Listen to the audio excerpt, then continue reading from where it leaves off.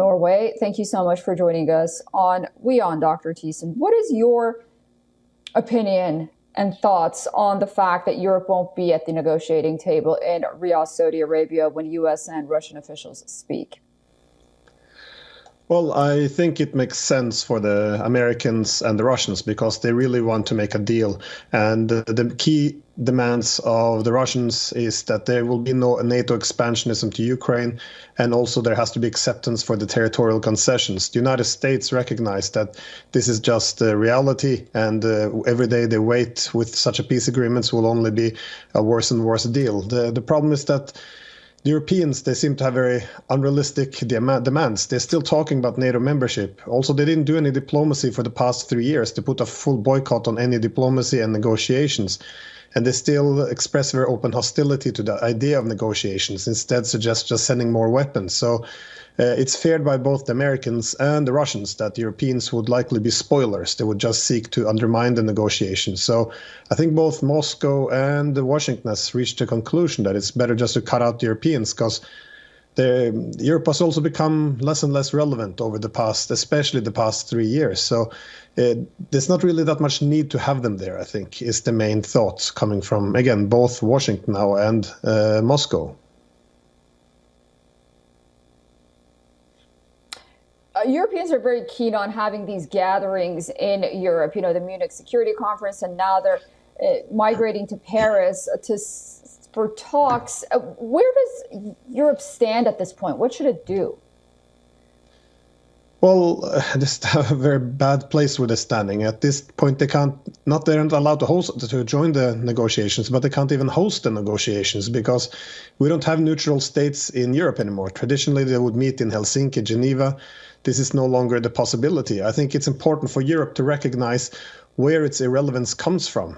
And indeed, when it was decided to redivide the continent after the Cold War, and hence starting the Cold War by expanding NATO, I think there was very obvious from then on that conflicts would unavoidably start with Russia.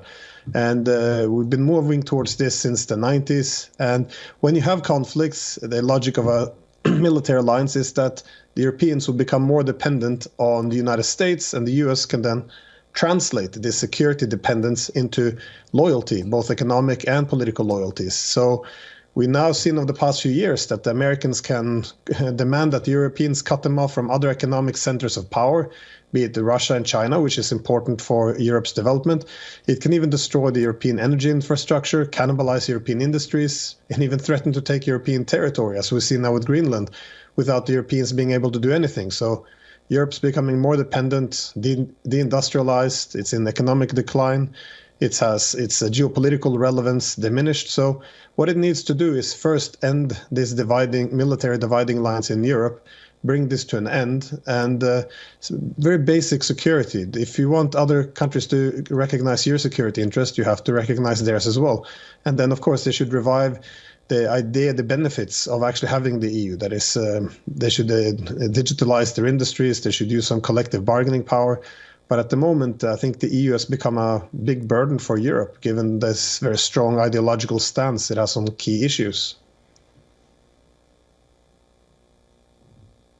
And my final question is, ideologically, with elections in so many European capitals on the way, do you think that the people of Europe are a bit frustrated as well with these policies? And do you see a more tilt to the right? I think definitely. And you just played that video of the Munich Security Council chairman breaking out in tears, which was, I think, it symbolized very much how this Munich Security Conference went. And this is what happens in Europe, where the main where the countries aren't actually standing up for their basic national interest. Indeed, no one ever explained why this was in the interest for Europe to do. We already knew that this whole war could have been avoided if we just accepted some basic security interests for Russia, that is, not expand the hostile military bloc to its borders. But instead, we have now political leaders who still want to continue a war, even though the Ukrainian population doesn't want the war, can fight against the world's largest nuclear power, a war that can't be won and which we have already lost. And they want to continue to double down, even though this is devastating the European economies.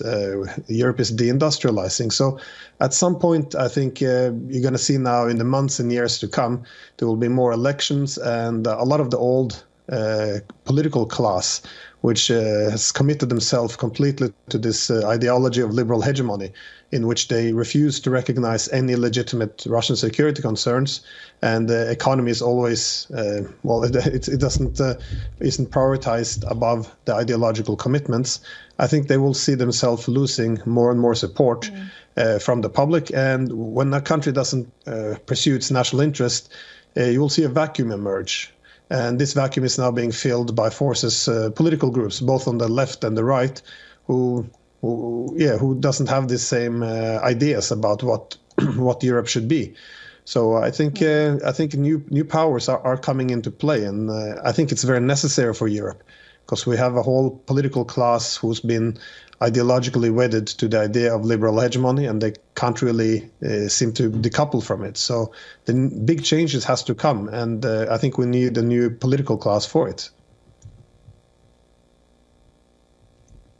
Dr. Glenn Deason, thank you so much. I really enjoyed our conversation. Nothing like a healthy dose of realism on a Monday morning. I look forward to speaking to you again very soon. Thank you. Likewise. For all the latest news, download the WION app and subscribe to our YouTube channel.